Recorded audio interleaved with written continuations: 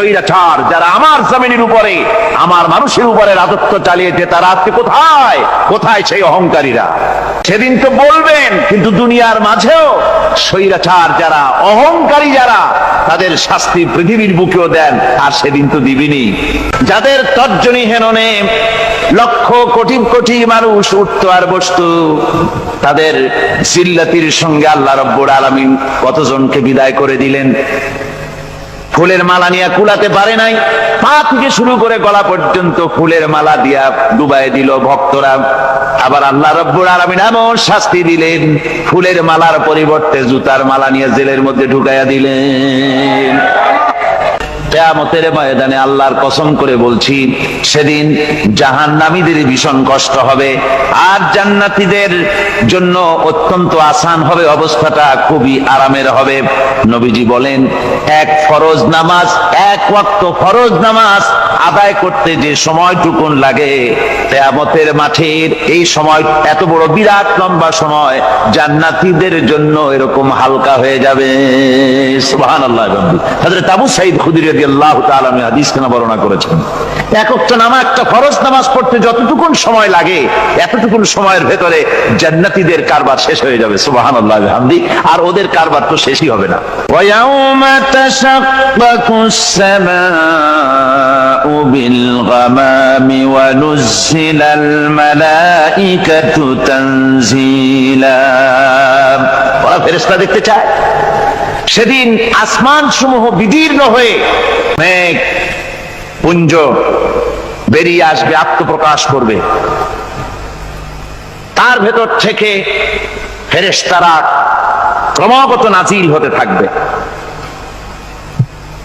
আর অবস্থাটাই হবে, আল মুলকু ইয়াউমাইযিনিল হাক্কু লিররহমান ওয়া কানা ইয়াওমান আলাল কাফিরিনা আসীরা। আর সেদিনে বাদশাহী হবে কেবলমাত্র রহমানের। ওয়া কানা ইয়াওমান আলাল কাফিরিনা আসীরা। আর সেই কিয়ামতের দিন, সেই সময়টা হবে কাফেরদের জন্য বড়ই কঠিন। এখানে কিয়ামতের কিছু কথা বলা হচ্ছে, কিছু আভাস দেওয়া হচ্ছে যে আসমান সমূহ বিদীর্ণ হয়ে মেঘ পিণ্ড বেরিয়ে আসবে এবং তার থেকে ক্রমাগত ফেরেশতারা নাজিল হতে থাকবে। আল্লাহর হাবিব বলেছেন, কেউ যদি কিয়ামতের দৃশ্য দেখতে চায় সেজন্য সূরা ইজা শামসু কুবিরাত ওয়া ইজা সামাউ ফাতারাত, ইজা সামাউ শাক্কাত, এই সূরাগুলি যেন পড়ে, তাহলে কিয়ামতের দৃশ্য তার চোখের সামনে প্রতিভাত হবে। কিয়ামতের দৃশ্যটা আসলে কেমন হবে সেই সূরাগুলি তেলাওয়াত করলে সে বুঝতে পারবে। যেমন আল্লাহ পাক বলছেন, إذا السماء فطرت وإذا الكواكب انتثرت وإذا البحار فجرت وإذا القبور بعثرت। যখন আকাশসমূহ চূর্ণ বিচূর্ণ হয়ে যাবে আর তারকাসমূহ বিক্ষিপ্ত হয়ে পড়বে, সমুদ্র মহাসমুদ্রগুলি দীর্ণ বিদীর্ণ হয়ে যাবে, কবরগুলি সব উদ্গীরণ করে দেবে, তার মধ্যে যা আছে সে সবগুলি। আবার আল্লাহ পাক বলেন, ইযা শামসু কুবিরাত ওয়া ইযান নুজুমুন কাদারাত ওয়া ইযাল জিবালু সুয়্যিরাত। সূর্য যখন ঢেকে যাবে, তারকাগুলি যখন বিপর্যস্ত হয়ে যাবে, আর পাহাড়গুলি যখন চালিয়ে দেওয়া হবে, এই দৃশ্য তোমরা দেখতে পাবে।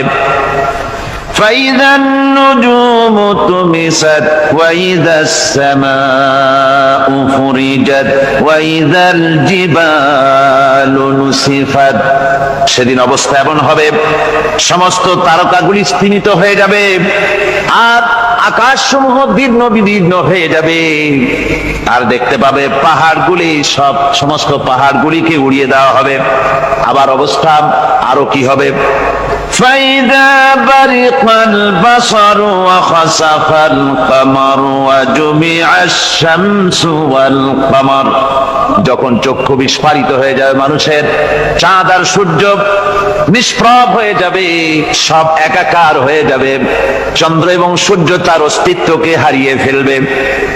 শুধু তাই নয়, ওয়াহুমিলাতিল আরদু ওয়াল জিবালু ফাদুক্কাতা দাক্কাতাও ওয়াহিদা।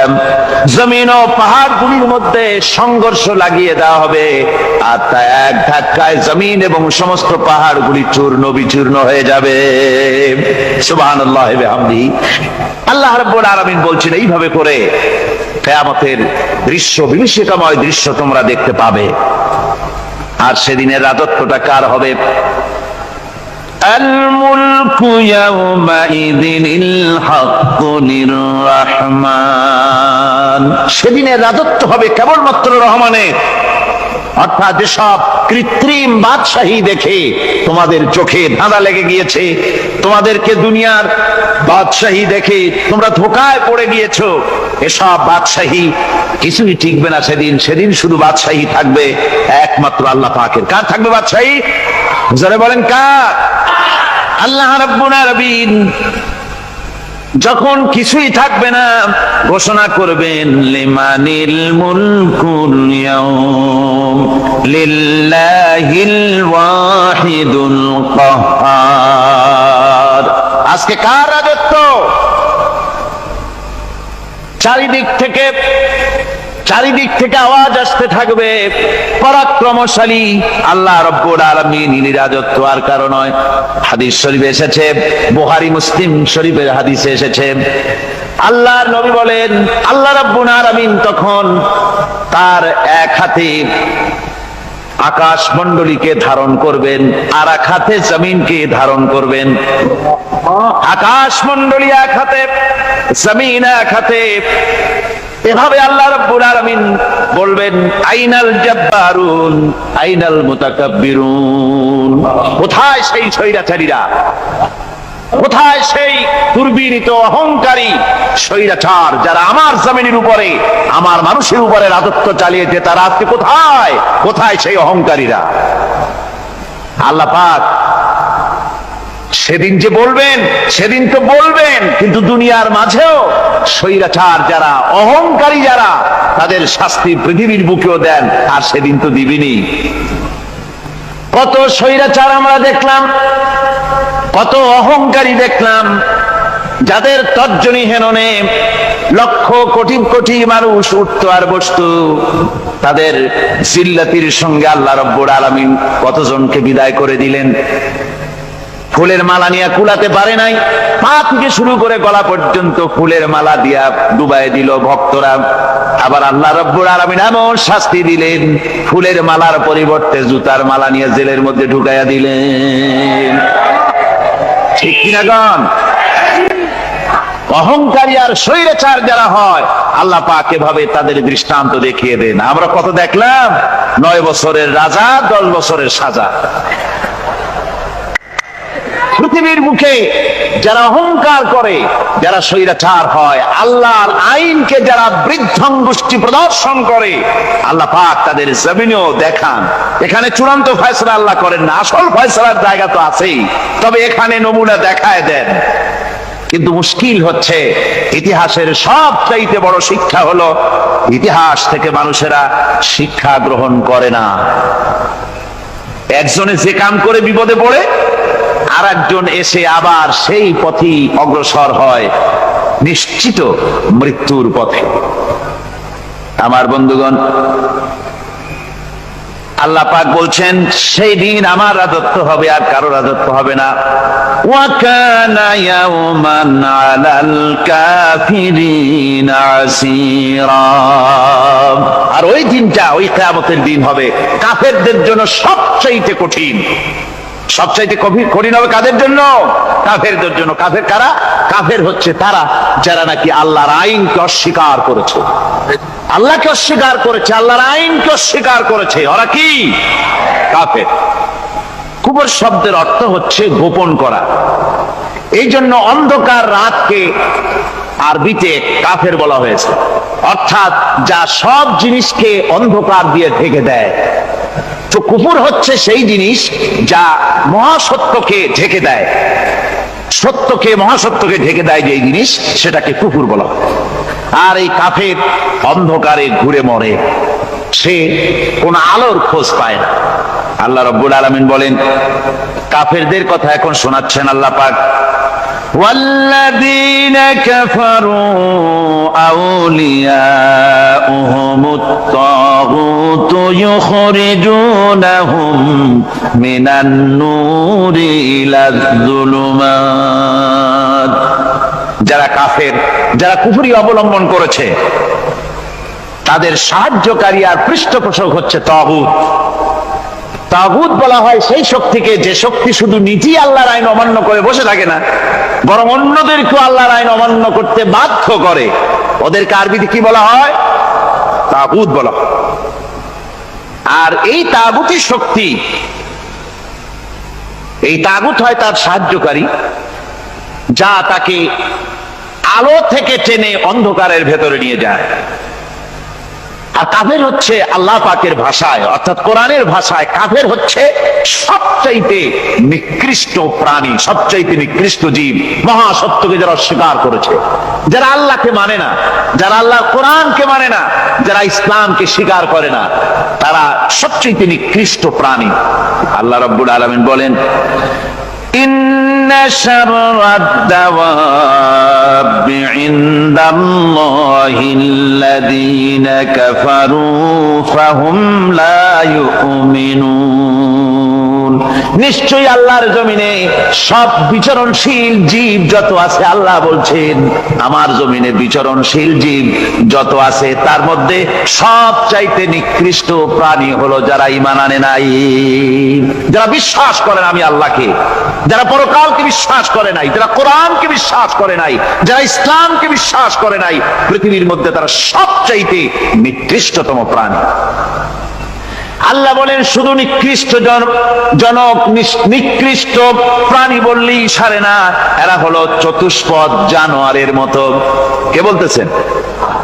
আমি বলছি না, কিন্তু আল্লাহ পাক বলতেছেন চতুষ্পদ জানোয়ারের মতো কাফেরেরা। وَمَثَلُ الَّذِينَ كَفَرُوا كَمَثَلِ الَّذِي يَنْعِقُ بِمَا لَا يَسْمَعُ إِلَّا دُعَاءً وَنِدَاءً। এই কাফেরদের দৃষ্টান্ত হচ্ছে সেই রাখালের মতো, যে রাখাল তার পশুদেরকে ডাকে, আর ওই পশুরা একটা ডাক শোনে মাত্র, কিন্তু কি যে বলে তা তো পশুতে বোঝেন। ভালো বুঝতে পেরেছে? সুম্মুন বুকুমুন উমিয়ুন ফাহুম লা ইয়াকিলুন। এরা বোবা, এরা বধির, এরা অন্ধ, এ কারণেই কোনো কথা বোঝে না। এরা চতুষ্পদ জানোয়ারের চাইতেও নিকৃষ্ট। যাদেরকে আমি আল্লাহ বলেন, যাদেরকে আমি চোখ দিলাম, চোখ থাকতে হক দেখলো না, সব দেখলো। হক দেখে নাই চোখ দিয়া, এই চোখ দিয়া সব দেখলো। নারীর সৌন্দর্য উপভোগ করলো, আর নারীর অঙ্গ প্রত্যঙ্গ নিয়ে নানা ধরনের গল্প লিখলো, কবিতা লিখলো, কিন্তু এই সৌন্দর্য যিনি দিলেন তারেও চিনল না। আছে না কত কবি আমাদের দেশে? আমার দেশের সেই কবি জাতীয় পুরস্কার পায় যে কবি নারীর বিশেষ বিশেষ অঙ্গ নিয়ে বেশি করে নির্লজ্জ কবিতা লিখতে পারে, ওই হলো সবচেয়ে বড় কবি।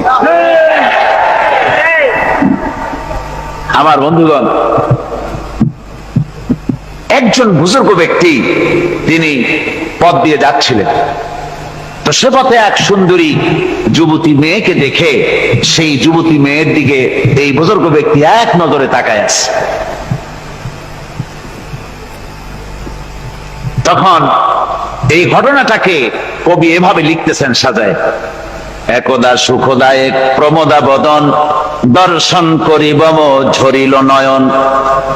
হেসে কহে সে রূপসী সবিস্ময় মন, কহ দেখি মহাশয় কহ কি কারণ, বিষয় বিরাগী তুমি ভুবনে প্রচার, কি হেতু জন্মিল তব মানস বিকার, সামান্য ললনা রূপ করি দর্শন, উচিত না হয় কব অশ্রু বরিশন। বুজুর্গ ব্যক্তি ওই মহিলার দিকে তাকিয়ে তাকিয়ে কাঁদতেছেন। সুন্দরী মহিলা বলেন, আল্লাহর বুজুর্গ বান্দা, আপনি এলাকার ভিতরে বুজুর্গ এবং পীর হিসাবে, বুজুর্গ ব্যক্তি হিসাবে আপনি বিখ্যাত। আজকে আমাকে এখানে দেখে আপনি আমার দিকে তাকায় আমার রূপ উপভোগ করতেছেন আর কাঁদতেছেন। আপনার মতো সংসার বিরাগী মানুষ আমার মতো একটা সুন্দরী মেয়েকে দেখে ভাবে কাঁদা ঠিক না। বুজুর্গ ব্যক্তি বলছেন, হেসে কহিলাম বালে করহ শ্রবণ, নেত্র ঝরে তবু হেতু ভেব না এমন, যে শিল্পী রচিল ওই সুধাংশু বদন, তাহার তরে ঝরে নেত্র নয়নে জীবন। আল্লাহর বান্দি, আমি তোমাকে দেখি কান্দি না, আমার চোখে পানি বেরিয়ে গেছে। তোমারে দেখে আমি মনে মনে ভাবলাম, এত সুন্দর করে যিনি মানুষ বানিয়েছেন, না জানি ওই আল্লাহ রব্বুল আলামিন কত বড় সুন্দর। আমার ভাইরা, সুতরাং চোখ থাকতে ওরা আল্লাহ রাব্বুল আলামিনের কুদরত ওরা দেখে নাই, কান থাকতে কোরআনের আওয়াজ ওদের কানের মধ্যে ঢোকে নাই, বিবেক থাকতে আল্লাহর দ্বীনকে বুঝতে পারে নাই, চিন্তা করতে পারে নাই। আল্লাহ রাব্বুল আলামিন বলেন, উলাইকা কাল্লানাম, এরা হলো চতুষ্পদ জানোয়ার, বালহুম আদাল, শুধু জানোয়ার না, জানোয়ারের চাইতেও নিকৃষ্ট। এমনই জানোয়ার, আল্লাহ বলেন শুধু জানোয়ার না, জানোয়ারের মতো শুধু খায় জনমের মতো। والذين كفروا يتمتعون ويأكلون كما تأكل الأنعام। এই কাফেরগুলির কাম শুধু ফুর্তি করা, গান বাজনা, নাটক, গল্প, এই সব কাজ তাদের। নামাজ নাই, রোজা নাই, আল্লাহর চিন্তা নাই, তাহাজ্জুদ নাই, পরহেজগারি নাই, শুধু গান আর নাচ। দেখেন না ফুর্তি। এই যে 1 জানুয়ারি রাত 12টার সময় আমার ঘুম ভেঙে গেল, এই যেখানে আমি ছিলাম, বিকট আওয়াজ। আমি মনে করলাম পাশের বাড়ি বুঝি ডাকাত পড়ছে। পরে বাড়িওয়ালা আমাকে বললেন যে ডাকাত না, বোধহয় এই নিউ ইয়ার সেলিব্রেট হচ্ছে, নতুন বৎসর উদযাপন হচ্ছে বোমা দিয়ে, শহরবাসীর আরামের ঘুম হারাম করে এগুলি করা হচ্ছে। এ তো গেল 1 জানুয়ারি। আর যখন আমাদের নিজেরটা যখন আসে, অর্থাৎ 1 বৈশাখ, তখন দেখছেন অবস্থা 1 বৈশাখে। এবছর আমাদের দেশে 1 বৈশাখে ঢাকায় যে দৃশ্য আমি টিভির মধ্যে দেখলাম, তাতে আমার মনে হয়নি যে 12 কোটি মুসলমানের দেশে রাজধানীতে এই দৃশ্য হচ্ছে। আমার মনে হচ্ছিল এটা বুঝি কলকাতা অথবা অন্য কোনো শহর হবে।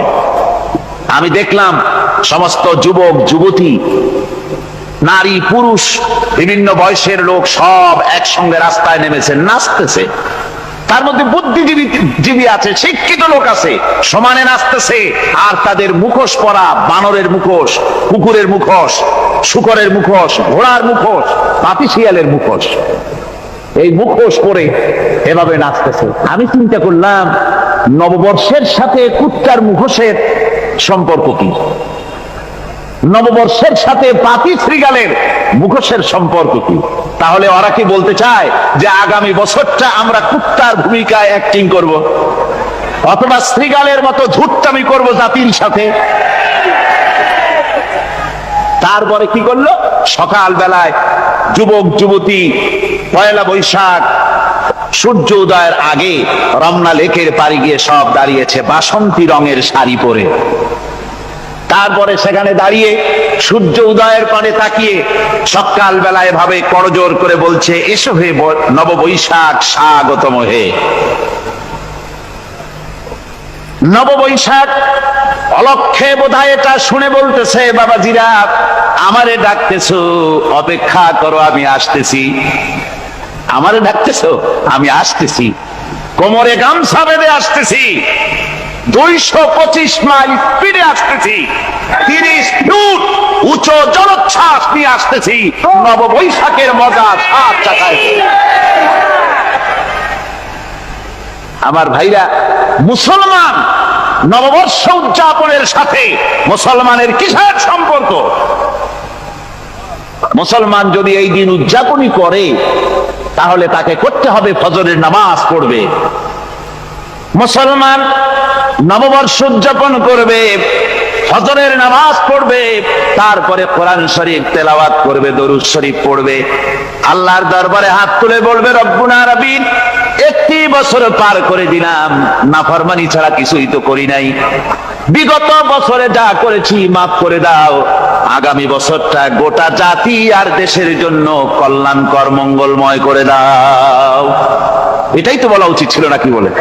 তা না করে, তা না বলে, বৈশাখের পরিচালককে না ডেকে সরাসরি বৈশাখকে আহ্বান করা হয়েছে। আর বৈশাখ আহ্বান করার মজা জনমের মতো দেখাই দিয়েছে। আল্লাহ রাব্বুল আলামিন তাই বলেন, কাফেররা তাদের কাজ হলো শুধু খাওয়া, তারা এমন খাওয়া খায় জনমের মতো খায়। ইয়াকুলুনা কামা তাকুলুল আনাম, জানোয়ারে যেমন খায় ওই রকম খায়। তার মানে খায়, একটু বিসমিল্লাহ কয় না, খায়া যখন ছেড়ে দেয় তখন আলহামদুলিল্লাহ বলে না, বাহাত দিয়ে খায়, আবার বাহাত দিয়ে খায়। ডাব একটা কাটলো, বিসমিল্লাহ নাই, খাইলো, 2-4 ঢোক খাইয়া পুরা ডাবটারে ফেলাই দিল। ডাবটা কি তোমার বাজান তৈরি করছিল নাকি? একটু বিসমিল্লাহ বললা না, একটু শুকরিয়া আদায় করলা। আমি গত এই যে ডিসেম্বর গেল, ডিসেম্বরের 16 তারিখ আমেরিকা থেকে এসেছি। ওখানে দেখলাম তারা প্রতি নভেম্বর মাসের শেষ বৃহস্পতিবার থ্যাঙ্কস গিভিং ডে অবজার্ভ করে। তা আমি জিজ্ঞেস করলাম, থ্যাঙ্কস গিভিং ডে জিনিসটা কি? ওরা বললো, এটা হচ্ছে এই যে গড আমাদেরকে সারা বছর ভালো খাওয়াইছে, আমাদেরকে ভালোভাবে পড়াইছেন, সুন্দর রেখেছেন, এই জন্য আমরা গডকে থ্যাঙ্কস দেই নভেম্বরের এই শেষ দিনটিতে। সারা বছরে ভালো খাইছি, ভালো থাকছি, এই জন্য গভর্নমেন্টকে মানে গডকে থ্যাঙ্কস দিলাম। আমি আমার আলোচনায় সেখানে বললাম যে দেখেন, রাশিয়ার সাথে আমেরিকার পার্থক্য তো এখানে, ওরা গডকে অস্বীকারই করেছে, গডই মানে না। আর এরা গডের নামাজ রোজা বা ইবাদত কিছু করুক আর না করুক, গডের অন্তত একটা ধন্যবাদ দেয়। ওরা ওদের ডলারে লিখেছে, ইন গড উই ট্রাস্ট, প্রত্যেকটা ডলারে লেখা আমরা গডে বিশ্বাস করি। তো শুকর আদায় করলে তো আল্লাহ বাড়িয়ে দিবেন। আল্লাহ রাব্বুল আলামিনের সুন্নাত হলো, শুকর যদি কেউ আদায় করে আল্লাহ বাড়িয়ে দেন। লা ইন শাকারতুম লাযীদান্নাকুম ওয়া লা ইন কাফারতুম ইন্না আযাবী লাশাদীদ। আমার নিয়ামতের শুকর যদি আদায় করো আমি বাড়ায় দেব, আর যদি নিয়ামতের শুকর আদায় না করো তাহলে মস্ত বড় শাস্তি তোমাদের জন্য রেখেছি। তো আমেরিকা শুকর আদায় করে নিজেরা খাইয়া, কিন্তু ওদের জমিন হলো বিশাল জমিন। আমি কয়েকবার গিয়েছি এবং বহু স্টেট সফর করেছি। ওদের জমিন এত ফার্টাইল, জমিনে যদি রীতিমতো তারা ফসল ফলাতো, এই ফসল সারা দুনিয়ার দরিদ্র ভূমুক্ষ জনতাকে খাওয়াইয়া বাঁচাইতে পারত। কিন্তু ওরা তা করে না। ওরা করে কি?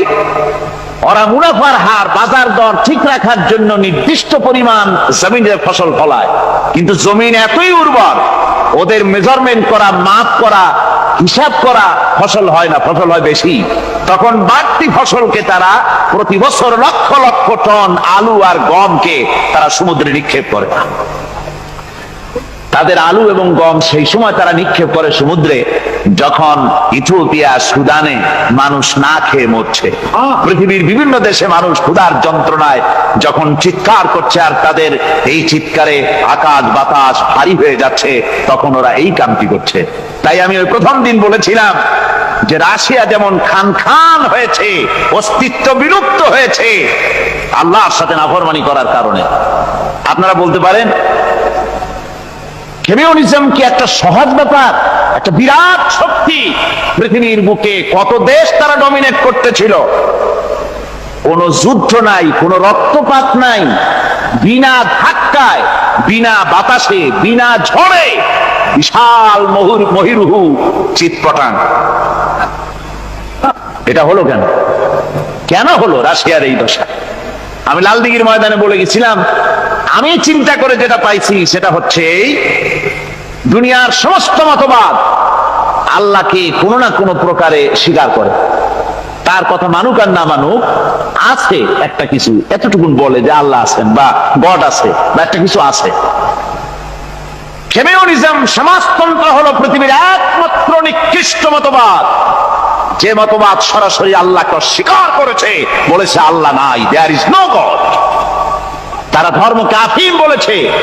আল্লাহ পাক তাই কোন যুদ্ধ ছাড়া, কোন মারামারি ছাড়া, কোন রক্তপাত ছাড়া এই বিশাল শক্তিকে উৎকারে উড়িয়ে দিলেন, তুলার মতো হয়ে, গোটা রাশিয়া তুলার মতো হয়ে, পেঁজা তুলা, ধোনা তুলার মতো হয়ে সব উড়ে চলে গিয়েছে, অস্তিত্ব বিলুপ্ত হয়ে গিয়েছে। কিন্তু আমাদের দেশের খুচরা কমিউনিস্টরা এখনো স্বপ্ন দেখে। ওই যে কালকে বলেছি, তারা বলে কলমের খোসা এটা এখনো নষ্ট করা যাবে না, এটা এখনো চালু করা হবে, এখনো চীনে আছে, এখনো কিউবায় আছে। ওই কিউবা থেকে, চীন থেকে ফিদেল কাস্ট্রোর একটু আওয়াজ শোনে, চীন থেকে মিস্টার ব্যাং না কি জানি না, ব্যাং, এর আওয়াজ শোনে আর তাই মনে করে এ বুঝি সমাজতন্ত্রের বিজয়ের গান। না, চীন থেকে আর কিউবা থেকে যে আওয়াজ আজকে উঠতেছে, এই আওয়াজ সমাজতন্ত্রের বিজয়ের আওয়াজ নয়, এটা হলো সমাজতন্ত্রের মরণ যন্ত্রণার গোঙানির আওয়াজ। কাজেই এরা দুনিয়ার বুকে শুধু আনন্দ এবং ফুর্তি করে, আল্লাহর হককে, আল্লাহকে চিনতে তারা ব্যর্থ হয়েছে। আল্লাহ রাব্বুল আলামিন বলেন, অবিশ্বাসীদের কৃতকর্ম, তাদের কাজগুলি, তাদের কর্মফল সব নিষ্ফল হয়ে যাবে। والذين كفروا أعمالهم كسراب بقيعة يحسبه الظمآن ماء। আল্লাহ পাক বলেন, কাফের যারা, অবিশ্বাসী যারা, যারা আমাকে অস্বীকার করেছে, অবিশ্বাস করেছে, তাদের আমলগুলি হলো মরুভূমির মধ্যে মরীচিকার মতো।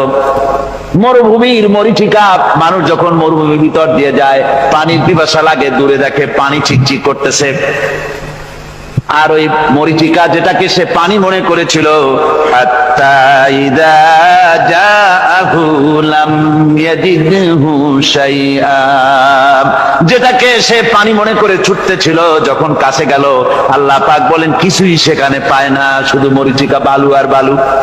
এরকম করে যারা আমার দিনকে অস্বীকার করেছে, আমাকে অস্বীকার করেছে, তারা যত ভালো কাজ করুক আর যাই করুক না কেন, তাদের কৃত কর্মগুলি এভাবে সব নিষ্ফল। এ হলো এক কথা। 2 নম্বরের কথা হলো, ওরা মনে করেছিল সমাজতন্ত্র শান্তি দেবে, কমিউনিজম শান্তি দেবে, সোশ্যালিজম শান্তি দেবে, ক্যাপিটালিজম শান্তি দেবে। এই শান্তির চিন্তা করে অগণিত মানুষকে হত্যা করে সমাজতন্ত্রের রাজত্ব যখন কায়েম করলো, 70 বছরও চলে গেল, তারপরে তারা দেখলো হাত্তা ইযা জাআহু লাম ইয়াজিদহু শাইআ, কিচ্ছুই পেল না। তারা ক্ষুধার যন্ত্রণায় মরলো, কাপড় নাই, খাবার নাই।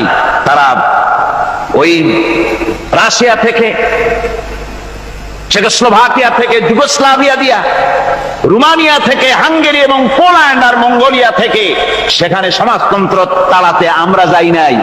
আমরা সেখানে সমাজতন্ত্রের বিরুদ্ধে তাফসীর করি নাই, ব্যাখ্যা করি নাই, বক্তব্য রাখি নাই। ওই সব দেশ থেকে সমাজতন্ত্র তাড়াইছে কে? তাড়াতে পারেন কে? আল্লাহ পাক। নবীরাও পারেন না, বিশ্বাস করুন, নবীরাও হেদায়েত করতে পারেন না। ইন্নাকা লা তাহদি মান আহবাবতা।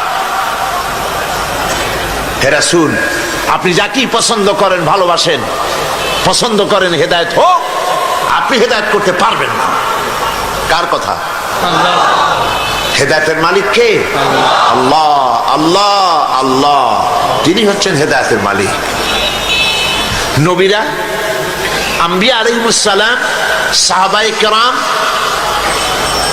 উলামায়ে কেরাম, তারা হচ্ছেন এরাতুত তারিক, ওনারা রাস্তা দেখাতে পারেন। আর ঈসা লিলাল মাতলুব, টার্গেটে হেদায়েতে পৌঁছে দেওয়ার মালিক হচ্ছেন একমাত্র আল্লাহ সুবহানাহু ওয়া তাআলা। প্রত্যেক দিন প্রতি নামাজের প্রতি রাকাতে আমরা এই হেদায়েত আল্লাহর কাছে চাই। কার কাছে? আমরা সূরা ফাতিহার ভিতরে প্রতি রাকাতের মধ্যে আল্লাহ রাব্বুল আলামিনের কাছে আল্লাহর শেখানো ভাষা দিয়ে আমরা হেদায়েত চাই। ইহদিনাস সিরাতাল মুস্তাকিম পড়েন, ইহদিনাস সিরাতাল মুস্তাকিম সিরাতাল্লাযীনা আন'আমতা আলাইহিম গায়রিল মাগদুবি আলাইহিম ওয়ালাদ-দাল্লিন।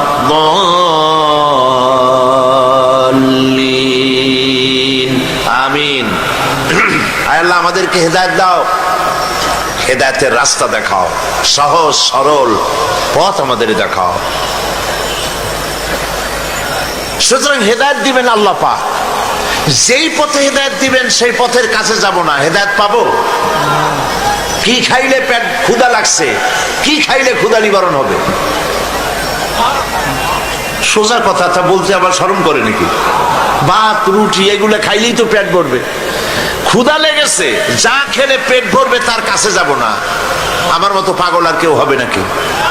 তৃষ্ণা লেগেছে, কি পান করলে পিপাসা মিটবে? সেই পানির বাড়ির দ্বারও যাব না। যে কাজ করবে তার মতো পাগল আর আছে নাকি? হেদায়েতের জন্য ঘুরে বেড়াবো রাস্তায় রাস্তায় বাড়ি বাড়ি, অথচ হেদায়েতের মূল কিতাবের কাছে আসবো না। আমার হেদায়েত কেমনে হবে? কথা বুঝে আসছে?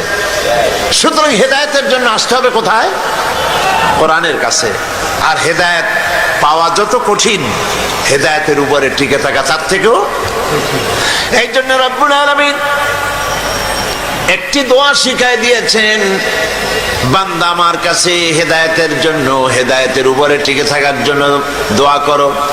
রব্বানা লা তুযিগ কুলুবানা বা'দা ইয হাদাইতানা ওয়া হাব লানা মিন লাদুনকা রাহমাতান ইন্নাকা আনতাল ওয়াহ্হাব।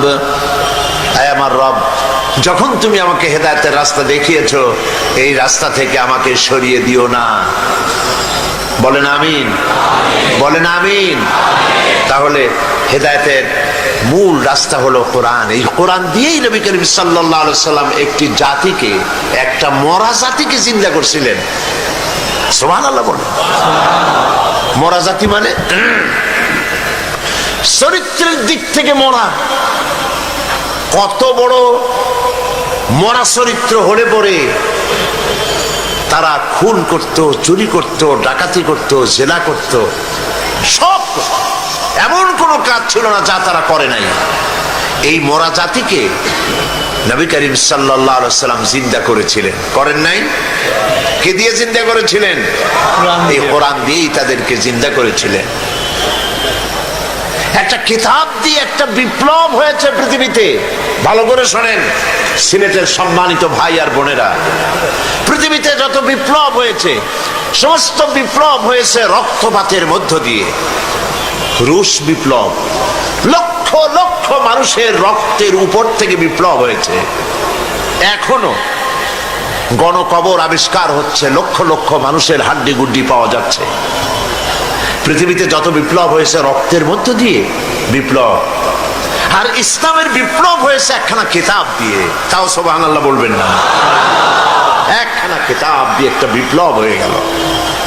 মানুষের জীবনের মোড় ঘুরে গেল, মানুষের জীবনের লক্ষ্য উদ্দেশ্য সব মূল পথে ফিরে এলো এই কোরআন দিয়ে। আপনারা জানেন স্কুল কলেজ ইউনিভার্সিটিতে সিলেবাসে অনেক বই থাকে। সিলেবাসের এতগুলি বই পড়ে তারপরে কি তৈরি হয়? বিজ্ঞান, বিজ্ঞান পড়তেছে, দর্শন পড়তেছে, অঙ্ক পড়তেছে, ভূগোল পড়তেছে, ইতিহাস পড়তেছে, সাহিত্য পড়তেছে। সিলেবাসের এত বই পড়ে পড়ে কি তৈরি হচ্ছে? ভালো বেশি হচ্ছে না খারাপ বেশি হচ্ছে? আপনারা বলেন। খারাপ বেশি হচ্ছে। অস্ত্রধারী হচ্ছে, চোর, ডাকাত, গুন্ডা, ধর্ষণের সেঞ্চুরি করতে পারে এরকম সাহসী ছেলে তৈরি হচ্ছে। নাউজুবিল্লাহ, নাউজুবিল্লাহ। সিলেবাসের এত বই পড়ে এই ধরনের প্রোডাকশন তৈরি হচ্ছে, এই ধরনের প্রোডাকশন বেরিয়ে আসতেছে শিক্ষাঙ্গন থেকে। নবী করিম সাল্লাল্লাহু আলাইহি সাল্লামেরও একটা শিক্ষাঙ্গন ছিল। সেই শিক্ষাঙ্গন, সেই বিশ্ববিদ্যালয়ের নাম আমি আমার আলোচনার মধ্যে বলি। নবী করিম সাল্লাল্লাহু আলাইহি সাল্লামের বিশ্ববিদ্যালয়ের নাম ছিল আল হেরা ইউনিভার্সিটি। এই আল হেরা ইউনিভার্সিটির ভাইস চ্যান্সেলর ছিলেন মুহাম্মদ রাসূলুল্লাহ সাল্লাল্লাহু আলাইহি সাল্লাম, আর চ্যান্সেলর স্বয়ং আল্লাহ রাব্বুল আলামিন। সিলেবাস ছিল, সিলেবাসে কিতাব ছিল মাত্র 2খানা। সিলেবাসে কিতাব ছিল মাত্র 2খানা। একখানা কোরআন আর একখানা নবী করিম সাল্লাল্লাহু আলাইহি সাল্লামের সুন্নাত আর হাদিস। এই সিলেবাসের 2খানা কিতাব পড়ে কি সব ছাত্র তৈরি হলো তা কি আপনারা দেখবেন না শুনবেন? একটু দেখেন। তবে এখানে আমি দেখাতে পারবো না।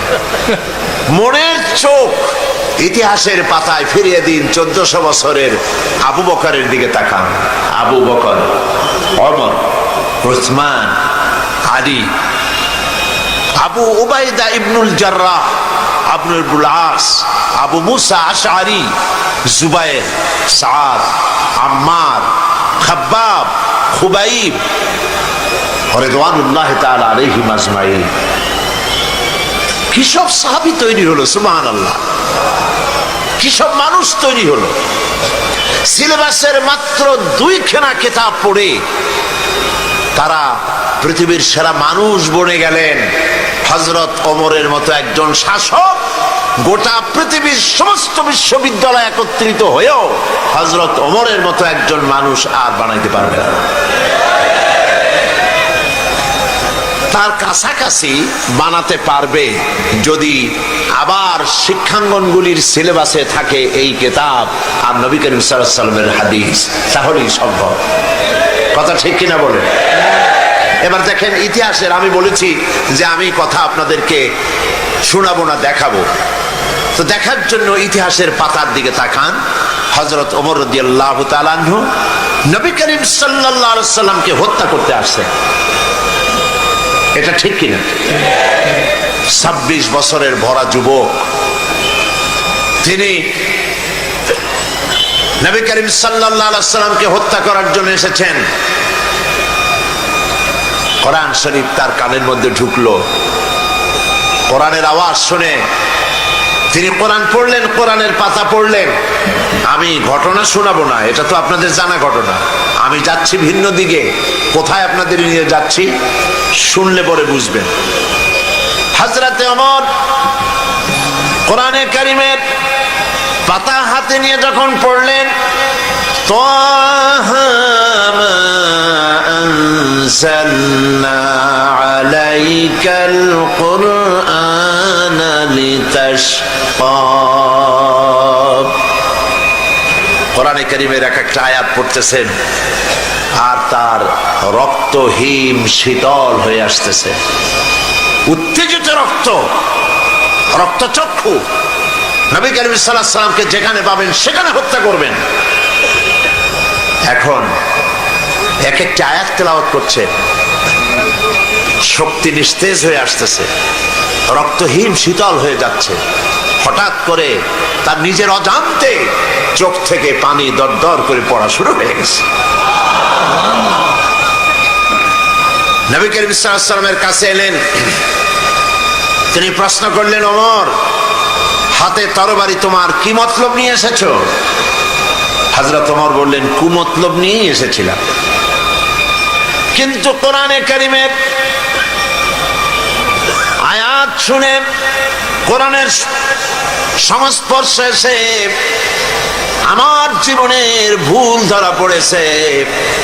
জীবনের 26টা বছর জাহালাতের মধ্যে কাটায় দিয়েছি, আমি এখন ইসলামের আলো পেতে এসেছি, মুসলমান হওয়ার জন্য এসেছি।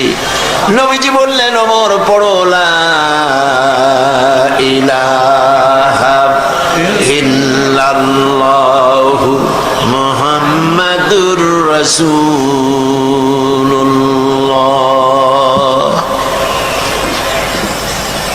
যিনি আসলেন নবী করিম সাল্লাল্লাহু আলাইহি ওয়াসাল্লামকে হত্যা করতে, তার সম্পর্কে এমন এক সময় এলো যখন নবীজি মন্তব্য করলেন, নবীজি যখন নবুয়ত সম্পর্কে কথা বলতে গিয়ে কথা বললেন, লা নবিয়্যা বাদি ওয়ালা রাসূলা, আমার পরে নবীও হবে না, রাসূলও আসবে না। যদি আমার পরে কেউ নবী হতো লাকানা ওমর, ওমরকে আল্লাহ পাক অবশ্যই নবী বানিয়ে দিতে। লক্ষ্য করেছেন হযরত ওমর কোথায় ছিলেন আর কোথায় চলে গেলেন? কিতাবে এসেছে হযরত ওমর রাদিয়াল্লাহু তাআলা আনহুর জামানায় হযরত আলী রাদিয়াল্লাহু তাআলা আনহু তিনি স্বপ্নে দেখছিলেন, স্বপ্ন দেখছেন যেন তিনি মুহাম্মদ সাল্লাল্লাহু আলাইহি ওয়াসাল্লামের পেছনে ফজরের নামাজ আদায় করছেন। এটা হযরত আলীর স্বপ্ন। স্বপ্ন দেখে স্বপ্নের ভেতরে তিনি নামাজ পড়লেন রাসূলের পেছনে, নামাজ শেষ করে তিনি বেরিয়েছেন। মসজিদের দরজা আসার পর তিনি দেখলেন এক বুড়ি দাঁড়ানো, হাতে এক ঝুড়ি খোরমা। বলছেন ওমর, বলছেন আলী, এই খোরমাগুলি নিয়ে যাও, আমার নতুন বাগানের খোরমা, নবী করিম সাল্লাল্লাহু আলাইহি ওয়াসাল্লামকে দিবে, তিনি নিজে খাবেন এবং সাহাবায়ে কিরামদেরকে দিবেন, এতে করে আমার বাগানে আল্লাহ পাক বরকত দান করবেন। হযরত আলী ভিতরে ঢুকলেন। স্বপ্ন না বাস্তব? স্বপ্ন দেখতেছেন, আপনারা খেয়াল রাখেন। কিন্তু নবী করিম সাল্লাল্লাহু আলাইহি ওয়াসাল্লামের কাছে গিয়ে হযরত আলী পাত্রটি দিলেন আর ওই মহিলার কথা শোনালেন। নবীজি পাত্র থেকে একটি খোরমা হাতে তুলে হযরত আলীর মুখে দিয়ে দিলেন। হযরত আলী খোরমাটা চিবুচ্ছিলেন। ঠিক এমন সময় ফজরের আজান হয়ে গেল। ফজরের আজান হযরত আলীর কানে এসেছে, ঘুম ভেঙে গেল, কিন্তু রাসূলের হাতের দেওয়া খোরমার স্বাদ তখনও তার মুখের মধ্যে ছিল। তিনি উযু করলেন, ফজরের নামাজ পড়ার জন্য মসজিদে নববীতে পৌঁছে গেলেন। ইমামতি করতে দেখছেন কাকে? হযরত ওমর রাদিয়াল্লাহু তাআলা আনহু, তার জমানায় এই স্বপ্ন। হযরত ওমর ইমামতি করছেন, ফজরের নামাজ শেষ হয়েছে, মাসনুন তরিকা অনুযায়ী হযরত ওমর রাদিয়াল্লাহু তাআলা আনহু সালাম ফিরিয়ে পেছনের দিকে ফিরেছেন। হযরত আলী ফজরের পরে মাসনুন দোয়াগুলি পড়ে সকলের আগে বেরিয়ে গেছেন। মসজিদ থেকে বেরোবার সাথে সাথে দেখেন দরজার কোনায় এক মহিলা দাঁড়ানো, এক পাত্র খোরমা হাতে। বলতেছে, আলী, এই খোরমাগুলি নিয়ে যাও, আমার নতুন বাগানের এগুলি। আমিরুল মুমিনিন ওমর রাদিয়াল্লাহু তাআলা আনহুকে বলো তিনি যেন নিজে খান এবং আল্লাহ রাসূলের সাহাবীদের মধ্যে খোরমাগুলি যেন তিনি ডিস্ট্রিবিউট করে দেন। হযরত আলী খোরমার পাত্র নিয়ে ভিতরে ঢুকলেন, হযরতে ওমরকে দিলেন। হযরত আলী লক্ষ্য করলেন, স্বপ্নে যা দেখলাম তাই তো বাস্তব হচ্ছে। তিনি খোরমার পাত্র দিয়ে ঘটনা শোনালেন। হযরত ওমর খোরমার পাত্র থেকে একটি খোরমা তুলে হযরত আলীর মুখের মধ্যে দিয়ে দিলেন। হযরত আলী খোরমা খেয়ে বলছেন, ওমর, জিদনি তামরাতান উখরা, আমাকে আরেকটা খোরমা দাও, খেতে খুব মজা লাগছে। যা আছে এখানে খোরমা সবাইকে দিলেও আরো উদ্বৃত্ত থাকবে, দাও না আমাকে আরেকটা। হযরত ওমর বলছেন, ইয়া আলী, লাউ আন্না রাসূলুল্লাহ সাল্লাল্লাহু আলাইহি ওয়াসাল্লাম যাদাক লাজিদনাক। হে আলী, নবী করিম সাল্লাল্লাহু আলাইহি ওয়াসাল্লাম স্বপ্নের মধ্যে তোমাকে যদি একটার বেশি দিতেন, আমিও তোমাকে একটার বেশি দিতাম। হযরত আলী রাদিয়াল্লাহু তাআলা আনহু অবাক হয়ে গেলেন। কি আশ্চর্য কথা! স্বপ্ন দেখলাম আমি। আর তিনি কি করে বুঝলেন? তিনি প্রশ্ন করলেন, ইয়া ওমর, আহিয়া রুইয়া রাইতাহা আমি তালাত আমিয়া রুইয়া রাইতাহা তালাত আলাই। হে ওমর, এটা কি তুমি স্বপ্ন দেখেছো, না গায়েব থেকে তোমাকে তেলা করা হয়েছে, গায়েব থেকে তোমাকে জানানো হয়েছে? বিষয়টা কি? তুমি কেমনে জানলে যে আজকে রাত্রে আমি এই ধরনের স্বপ্ন দেখেছি? হযরতে ওমর তিনি বললেন, আলী ওয়াল্লাহি মা হিয়া রুইয়া ওয়ালা গায়েব, এটা স্বপ্ন নয়, এটা গায়েব নয়। ওয়ালাকিন্নাল মুমিনা ইযা আখলাসা কলবাহু ইয়ারা বিনুরিল্লাহ। ওয়ালাকিন্নাল মুমিনা ইযা আখলাসা কলবাহু, আসল কথা হচ্ছে আমি স্বপ্নও দেখি নাই, আমি গায়েবও জানি না, গায়েব থেকেও জানানো হয় নাই। মূল কথা হলো একটি মানুষ যখন আল্লাহর গোলাম, আল্লাহর বান্দা, যখন তার ব্যক্তি, তার চরিত্র, তার নৈতিকতা সকল দিক থেকে সে আল্লাহর জন্য হয়ে যায়, তখন আল্লাহর সাহায্যেই সে দেখতে পায়। হযরত ওমর রাদিয়াল্লাহু তাআলা আনহু কোন পর্যায়ে ছিলেন আর কোথা থেকে আল্লাহ তাকে কোথায় নিয়ে গেলেন, এটা কিসের বরকতে নিয়েছেন? কোরআনের বরকতে।